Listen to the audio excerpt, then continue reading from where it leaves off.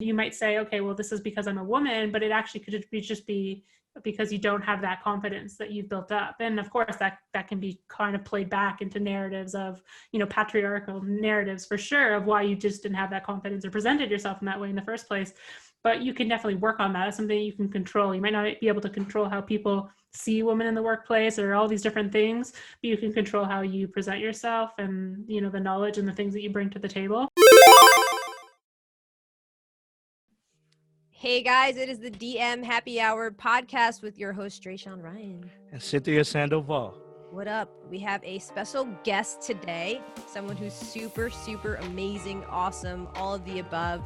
She is a former pro athlete turned marketer, host of the All In podcast, an incredible podcast, by the way, and marketing consultant for athletes, teams, and sports brands. Welcome, Natalie Allport. Thank you. I appreciate all the extensive adjectives that you use there. The amazing and the awesome. I was talking great earlier because we were reviewing your content. I was like, isn't she like one of the coolest people you ever met? Yeah. Even though I've never met. Even though I never met you yet. She's like, yeah, she's so cool. I was like, I know. I'm super curious as to, because we were talking and I was just like, man, you have an insane background just coming into the game as a former athlete. How is that transition? Like, how did you turn from athlete to marketer? What was that like? Yeah. So, growing up, entrepreneurship was part of my DNA. So I was that kid always promoting stuff at school, selling gum at school. I had my first business with my family at 10. We were making and selling agility ladders in the sports space.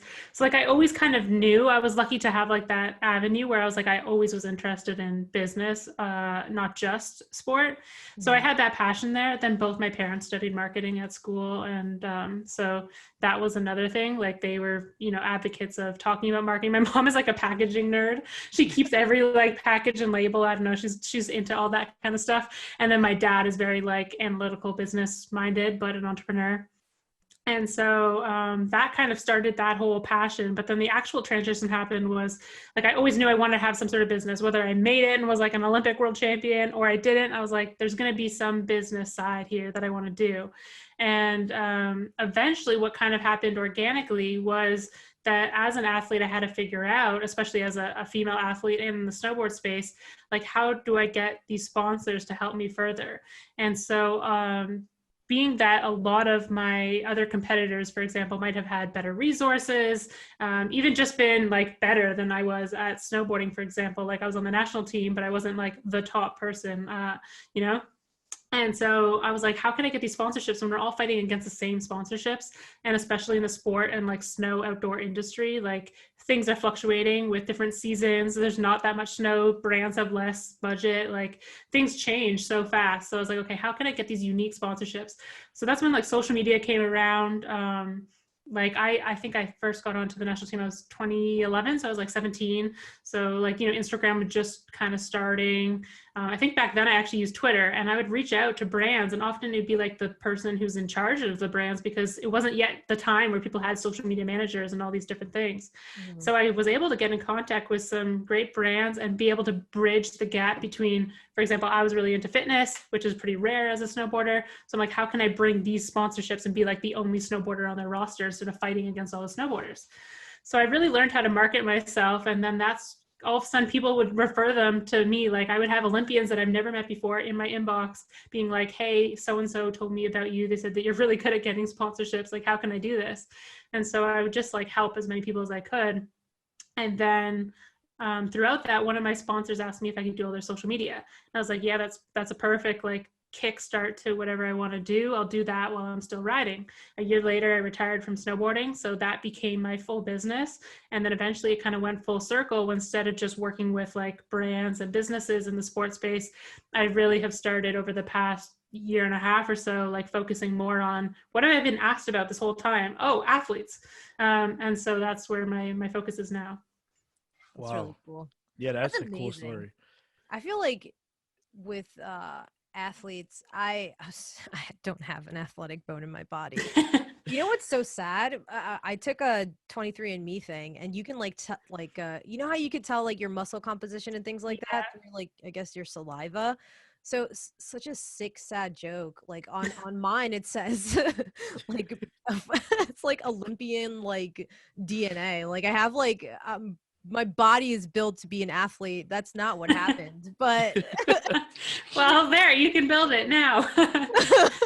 yeah, I did like a couple push-ups after watching your content. I was like, I gotta get He was like, I off gotta. I need to do some work. I need to sweat. But I do like overall really, really admire people in the military, like the military background, because my dad's former Navy guy. And I really admire athletes and just their overall mentality and how they're just like the grit. And I find a lot of correlation between the mentality of an athlete and the overall grit and the dedication to a lot of successful entrepreneurs. Like there's a lot of correlation there. Do you think, well, I think I know, but I'd love to know more of like how your mentality as an athlete spilled over into becoming your own business. Yeah, I mean, I think there's a lot of conversations around this topic, at least in the clubs I'm in on Clubhouse right now.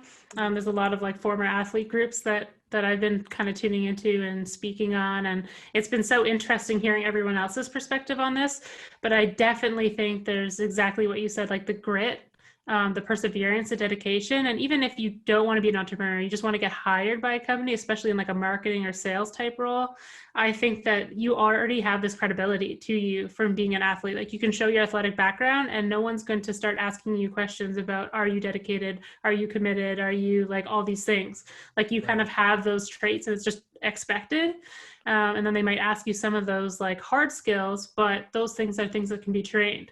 And that's another thing about athletes that I think is athletes are super adaptable. Like things change so often and they've worked like decades on something specific with all these fluctuations and changes and rule changes and whatever that they've had to adjust with. And so whatever role that they want to pursue, they can adapt to it. Same thing with like, as the market changes as an entrepreneur, they can adapt. As things change, if they're in a job position, they can adapt. And so there's a lot of those just inherent traits that they've worked so long to build that transfer over to everything. Yeah, I love that because I grew up with an athlete. Like my mom used to run track. She actually ran, yeah, she actually ran 100 meters in 10.2 seconds when she was 14. Damn. Yeah, so I so can like do 5 regular push-ups. so Not the girl ones, okay? I see her mentality and how adaptable she is, so I can really attest to that.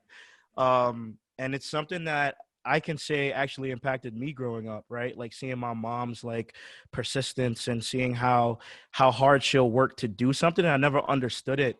But when you look at all of the great athletes and you look at how hard they have to train and how much time they put into what they want to put into, right? You can see that their mindset is just different. Like it's so different, right? And so I think that I was able to adapt some of that.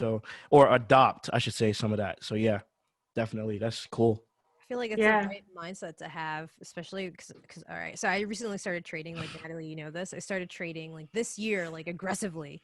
And what a fucking time to trade when the markets are just, these are just unprecedented times. But I could have sold one stock, but instead, like that I had a lot of shares in, but instead I held, and it took so much like, I guess like mental strength. It's not like being a pro snowboarder, but there's like a lot of mental strength that goes behind seeing your accounts totally in the red. That was me Friday. Dude. And then today everything's green. I'm like, oh cool, Monday, let's go. Like, yeah. But then the minute that it's red, like your like whole mood changes. You're just like, everything is shit. And but like even holding on during those really bloody times, I just feel like takes a ton of perseverance, a lot of grit, a lot of like I kept like kind of I started like some kind of group on YouTube, like on a like I made a comment and everyone's like commenting on that on this one stock. Like, who's holding on to the stock? And everyone's like, yeah. There you go. You got like you got the team going. You got the support, the accountability. We're all in the right now. We're all hurting. It's just like, what else are we supposed to do? It's the who's holding on to the stock? That's funny. So freaking sad. Oh man. But overall, I think I love that mentality, and I specifically love just like following you on Instagram, following you on even LinkedIn, and now just like reviewing a ton of your content on YouTube. I honestly felt like I needed it.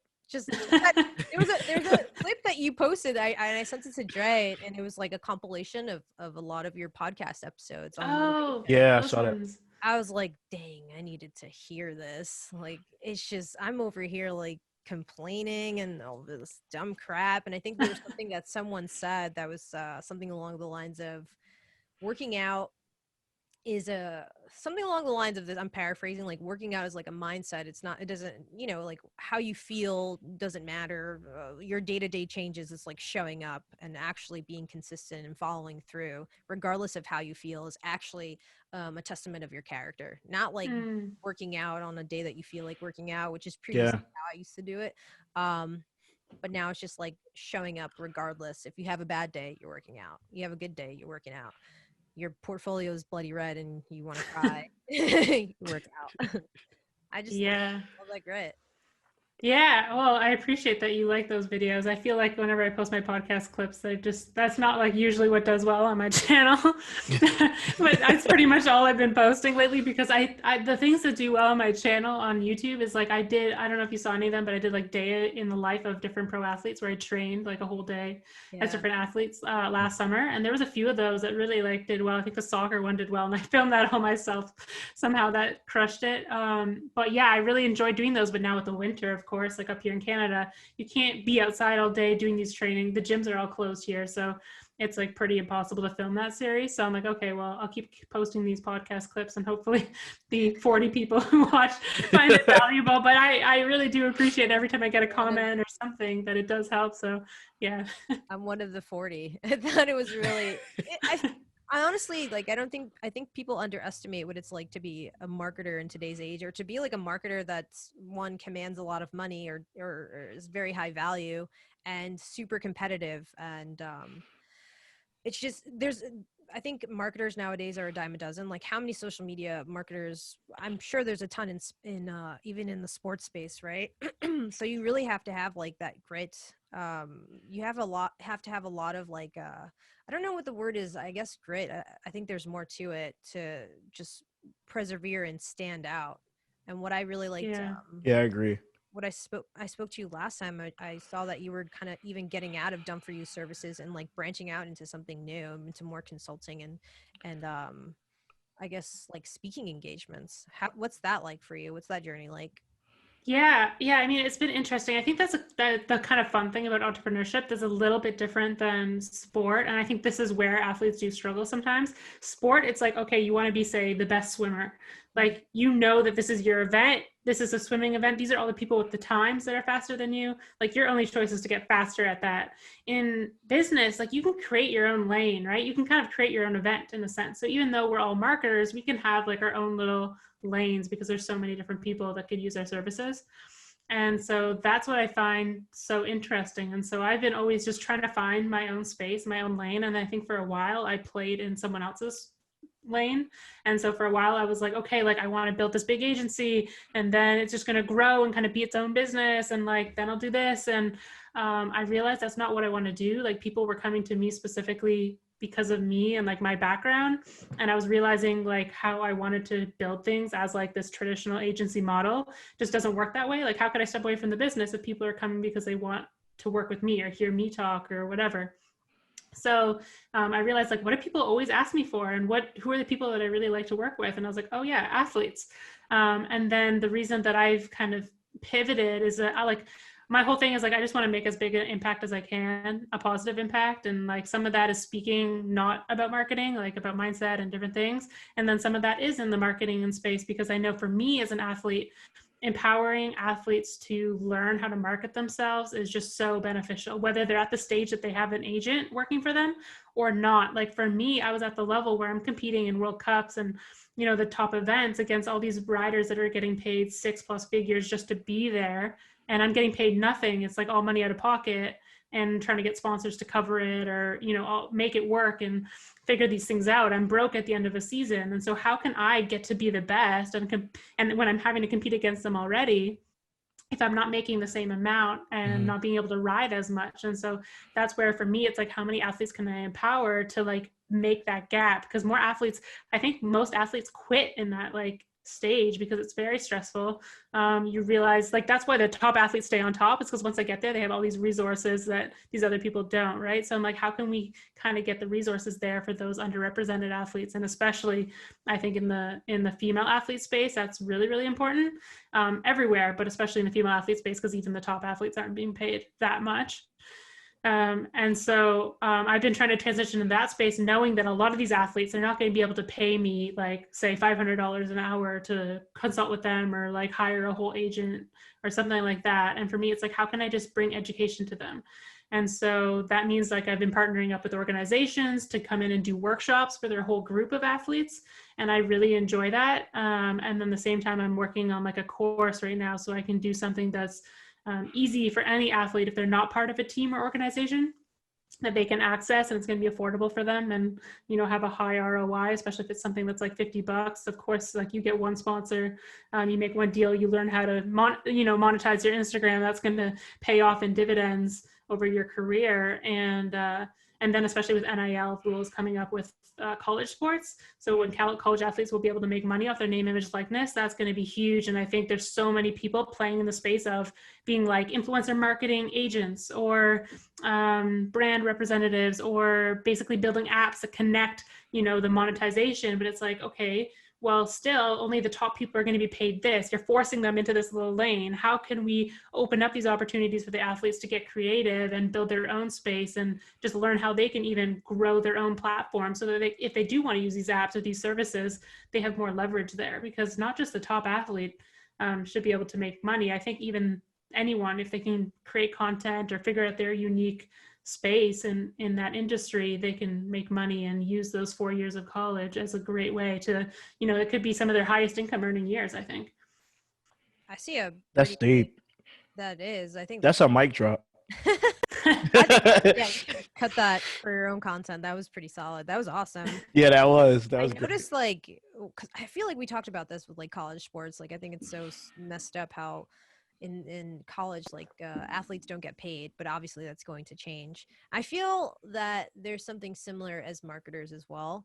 I don't know if you ever worked like a standard salaried like marketing job as a social media manager. Have you ever done that? No. So I mean, as a kid, I worked horrible. I was a janitor. I've done it all. But yeah, when it comes to marketing, no, I haven't. Yes. Well, I was like maybe 18. I worked at a car dealership being a janitor. Like it was, it was the worst. I was by far the youngest person there. And, and people, the HR manager, they own like a bunch of different dealerships. And so the person who did HR and hired me doesn't work at that one. And essentially she like knew I was, training, I was on the national team, did all these things. And so immediately after they hired me, after like 2 weeks, I had to leave for a month for a training camp. So everyone hated me because they were like this like young 18-year-old girl who's literally the janitor, and they want to like bully around, gets to go to Whistler for a month, like right after she's hired. Wow. Yeah, so it was hell. But yeah, I haven't worked like a normal, I don't think I've ever had a normal salaried job. I think it's overrated. But unfortunately, what in our industry, it's almost seen like a lot of people, I think you and I and Dre all know what it is, but a lot of people think like, oh, I got to go to school for marketing. Oh, then I got to then get a job at an agency and salaried, blah, blah, blah, blah. And I think you mentioned this before, that in this space, you could make it whatever you want to make it. And I do also notice the same gap, that there's a gap between kind of people starting off versus where we're at. Like there's just a huge gap because no one knows how to get to becoming like, how do you charge $500 an hour to begin with? Like how do you like build your own personal brand? Like how do you even put out content? What content do you put out to begin with? Like, and then on top of that, like, okay, well, how do you start making money out of the content? Like how does it all add together? So that's, I love what you're doing, because I find a lot of correlation between that and what I'm doing as well, is to try to bridge that gap for marketers and independent people in general. Like from here, like what I trade, I really want to get into real estate, like I want to flip houses, and I want to do it all. I want to do CrossFit. I want to get past 5 regular push-ups. I want to do everything. I want to break my body doing snowboarding and all that cool stuff. I don't want to break my body, but Don't do that. no, I'll pass. But Overrated. at least like over 5. Overrated. Overrated. Trust me, I've broken it all, and I can tell you, it's not worth Yeah, the hype. I watched. We were watching one of Like, your did she videos. break her whole body? I was like, according to this video, I guess. Like I saw it, like you broke your ribs, and I was like, "Whoa!" And you were like, you fell from 80 feet in the air or something like that. Yeah, it was at a World Cup Weird. event, and yeah, there was like, I mean, it's the last jump, and so I brought in way too much speed, and so essentially, like, you're flying over this jump that already had a gap of like, I don't know, 70 feet, but then you're going like further and further, which also means the landing's like this, so you're going down and down, so you have even higher impact, and you know what, the scariest part of any of those things is when you're in the air and you're just waiting for it to happen. When it actually happens, like I remember I knocked all the air out of myself for about a minute. I couldn't even speak or move. So everyone's like running to me. But all of a sudden, when my air came back, I was laughing. And everyone's like, wait, what is happening? And I said, because I survived, like I'm okay. Like in my head, I was like, I'm going to die. I'm going to die. And like I'm flying through the air, like this is so scary. And then it happens, and it's like you have still this adrenaline, so the pain hasn't fully set in, and you're just like, oh my god, like I'm alive. And so it just becomes kind of funny. You're like, okay, Like, I'm all right, here. cool. I had a alive. completely different experience. I mean, I didn't go. It wasn't snowboarding, but I went like bungee jumping in Ecuador. Oh, oh My gosh. cousin, I have a cousin who's like just absolutely, she's just like a thrill adventure seeker, whatever. And I was like, okay, like how bad could it be? Like I'll do it, like whatever. I'm usually game for anything, but I regret being game for that. And I'm like bargaining with the dude that like kind of sees you go off the bridge. And I'm just like, I'm in the third world country. Like, I don't know if I'm going to make it and things like that. And I was like, I think this is a bad idea. Like, logic is fully setting in at that point. Like, and I'm trying to talk to the guy. I'm like, I don't think I could do this. And I speak Spanish, but at that moment I was like pure English. Spanglish. It was English. I was I like, speak Spanglish too. it was straight up English. I was like, I demand to get down. I do not feel safe. And he was just like, no, just take a deep breath. And I was like, fine. And then he like had me, you're supposed to jump off like facing the ground, right? But I was facing him, and he was just like, just take a deep breath. And I was like, okay. And then he threw me off, and I was just like, you bitch. And I fell off, and it just like, I literally felt like I was like, you know, those like flashback moments, like you see white, and then I started thinking of people, and I was just like, Yes. this is the You dumbest. thought you were. Yeah, I literally had that. But when I landed, it felt really calm because I saw like the stream under me. I felt the stream under me. Like I heard the noises of like nature and whatever, and I was like, oh, this is so beautiful. But I'm really pissed off that I almost died. I was Wow. not laughing. I was just like, Like, why did I do this? You know, why?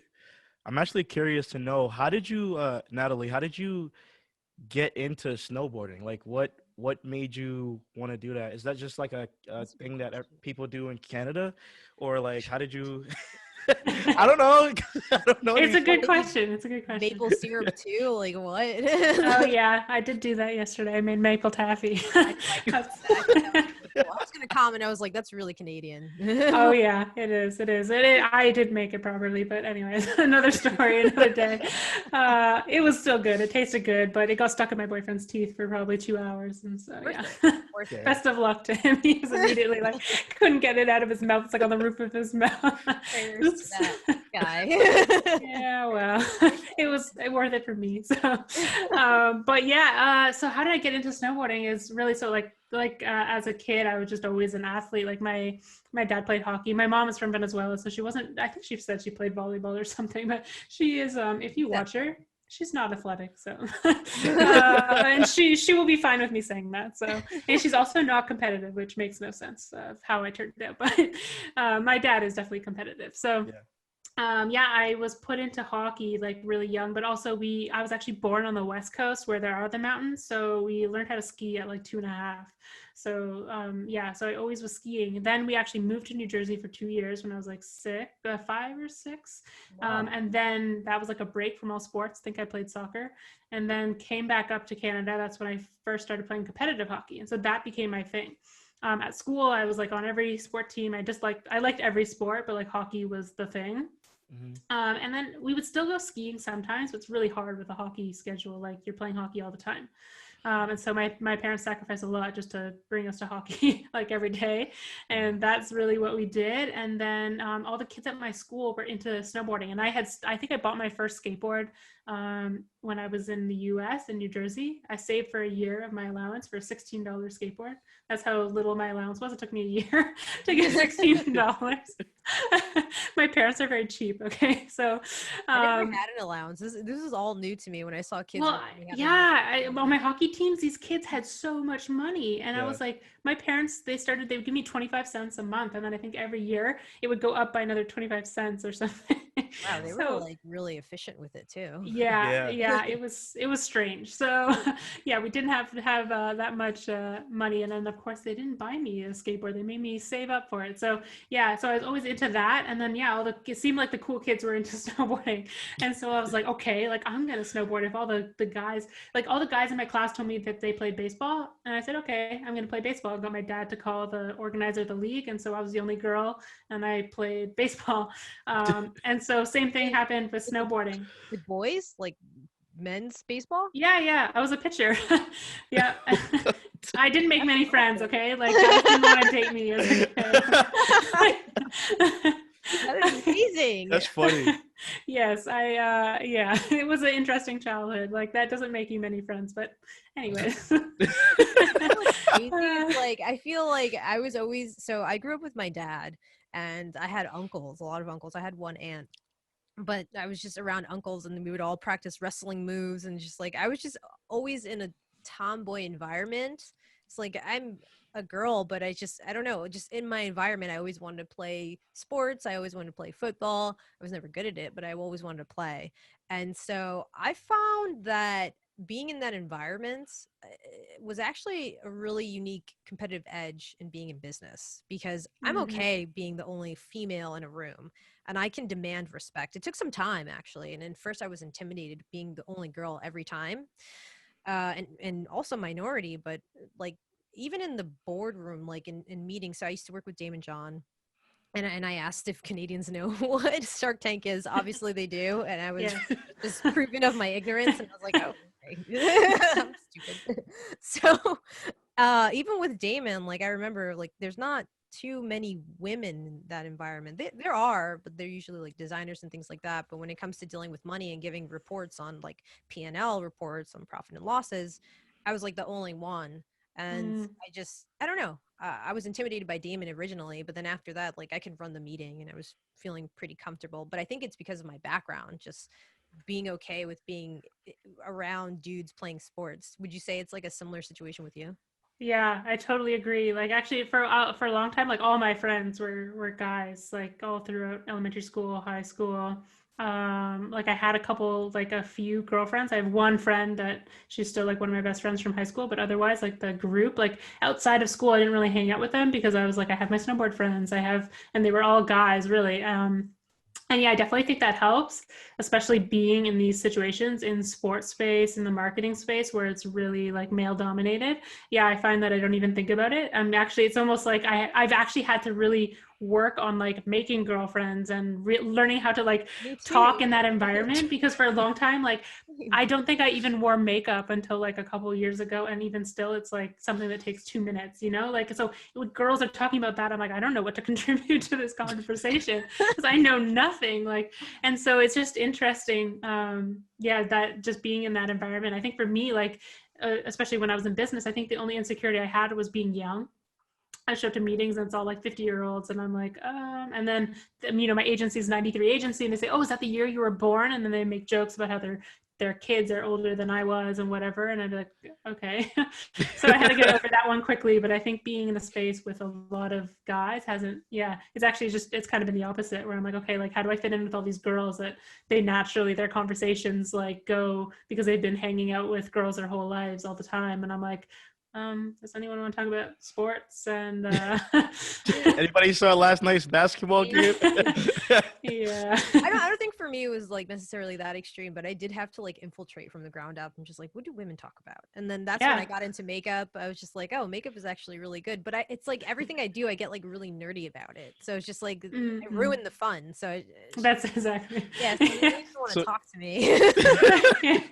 I'm like, Maybe that's it. like one of my best friends, she's just like, all right, I'm not gonna get into this with you because you're just gonna go down a rabbit hole that I don't really care. And I'm like, that's nice. wait, so you, Yeah. Talk to my dad about makeup then. Oh, best of luck with that. yo, what? But it's just it's a weird thing, you know. But what would you say? What would your I'm constantly thinking of this as well, but what would your advice be for women who are looking to branch into marketing? Maybe it's the same thing within sports or um, overall branding. Like, what would your advice be for them? Yeah, I mean, one is just developing that inner self-confidence, I think is so important because you definitely notice, especially if you're a woman in that space, that the men immediately like just present themselves in such a different way. Like they could know nothing and they're presenting themselves in such a way that it's like they do, and they immediately earn the trust of this other guy because of the fact of that, just solely on its own, versus you might get tested more and you might say, okay, well, this is because I'm a woman, but it actually could just be because you don't have that confidence that you've built up. And of course that can be kind of played back into narratives of, patriarchal narratives for sure, of why you just didn't have that confidence or presented yourself in that way in the first place. But you can definitely work on that. It's something you can control. You might not be able to control how people see women in the workplace or all these different things, but you can control how you present yourself and, the knowledge and the things that you bring to the table. So I think, working on that confidence is really important, and knowing that you don't have to have it all figured out to just start, because I think there's some crazy stat about, the guys read a job description, and if they match one out of like 60 things, they apply, versus a woman feels she needs to match every single piece and then she'll apply only then.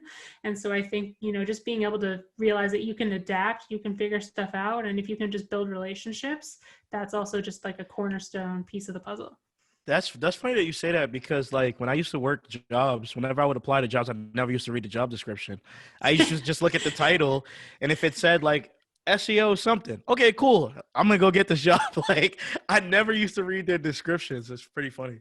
I Yeah, used to do something similar. Like I used to do the same thing, and same as a kid. Like I used to send companies, like I would ask them when I was a kid, like before I was like competing and snowboarding, I would get mail every single day from companies. I would just ask for stickers, or I'd send baseball cards to baseball players and get them to sign it and I'll send it back. And I just did all these things. But I think a lot of that was like I grew up, just like I said, I had no girlfriends. I was always surrounded by the guys. I wasn't really second guessing.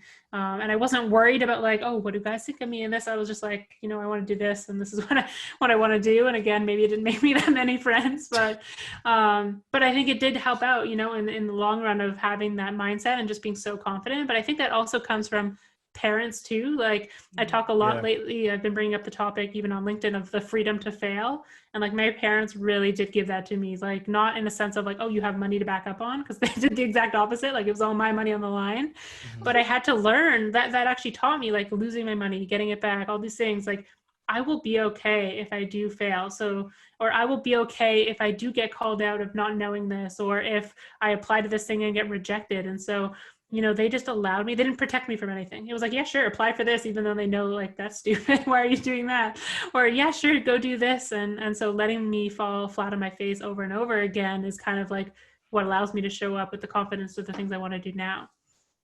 that I completely agree because my dad literally let me do everything. He was just like, I don't know, figure like, or not necessarily. I had a lot of responsibilities, and I had to pay rent at 16. My dad would be like, you know how much that costs? Like literally nickel and dime everything, and I would get Oh so yeah. annoyed because I my still owe my dad for the bubble gum that he told bought me, me when I was 12. He has a spreadsheet. Wait, really? yeah, I'm like half joking, but not. like my dad was never like he didn't thank God he didn't know how to use Excel because that would have been a done deal. But it's just like literally everything. So I had to work odd jobs just to like be able to say like, oh, okay, dad, here's my phone bill money, like little things like that. And I used to hated it. I hated it growing up. And I was just like, why can't I be like my friends? Like, why can't I Mm. just, why can't I just get a credit card? Like, what's so hard about that? And I'm really glad that he never did. He allowed me to screw up, but two, he kind of like made me work for it. So everything I really learned Yeah. firsthand. When I lost money, like I really lost money. Um, I started out like becoming a wedding photographer at like 17, 18. Like I just did all of these things on my own. I was never pressured, not even to go to university. I was never really pressured. He was just like, do what you want. I got pressure from like my grandparents and things like that, but he was just like, hey, I worked really hard for you to like make mistakes. I worked really hard so that you can think outside the box. So can you do that? And I'm like, sure. I love You, that. I love that because I think that sometimes, like, especially girls growing up, they get protected in a sense, right? Yeah. And just like emotionally, physically, like protected.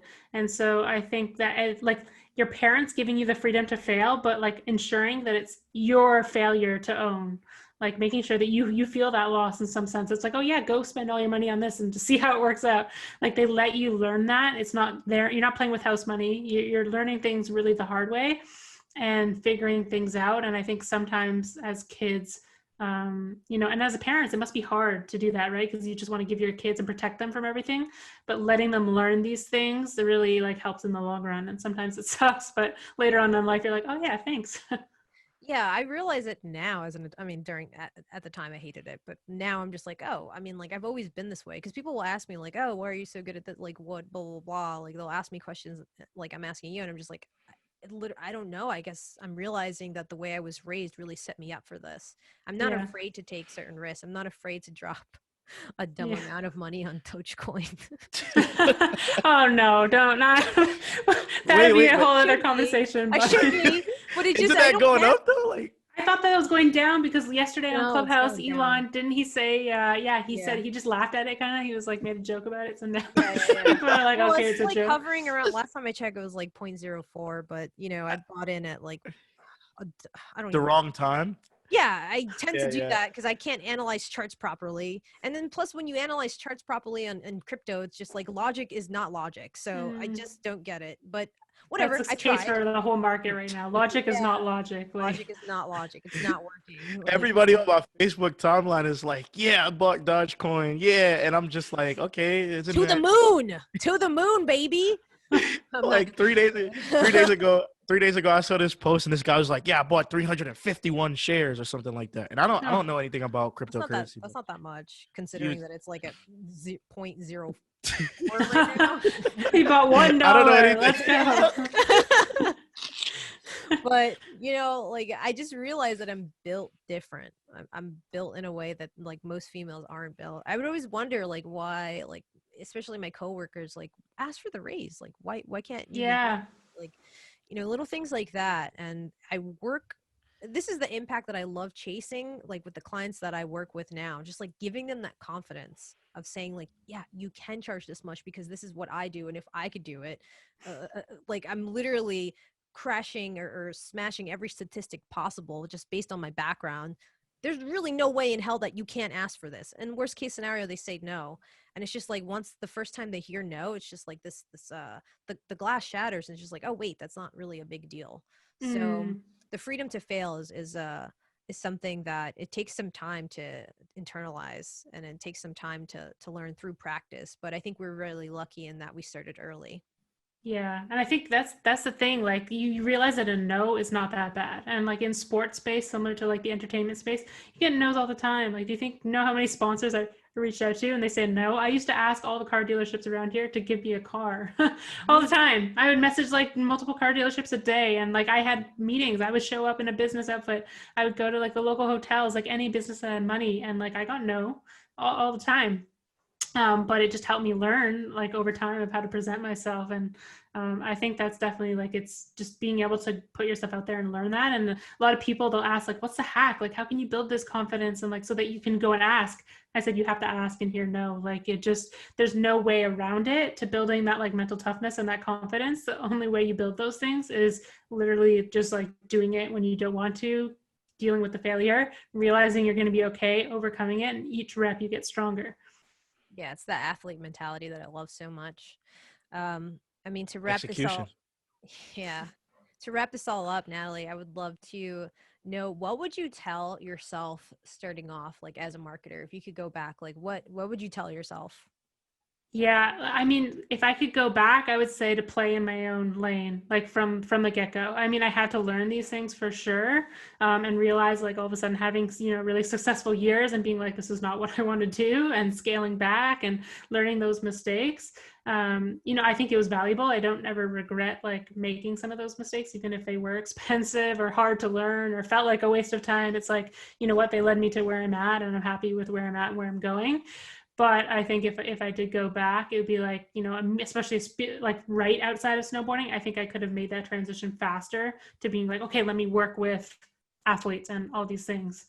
But at the same time, who knows if I would have been ready? Maybe I wouldn't have been, at the level of speaking to do some of those things, or just had my life together. And there's so many things I had to figure out. So yeah, no regrets, but maybe that'd be something that I would change, but maybe not. Maybe, maybe not. Maybe not. Everything happens for a reason. That's what I like Yes. to think. It makes me feel better saying that.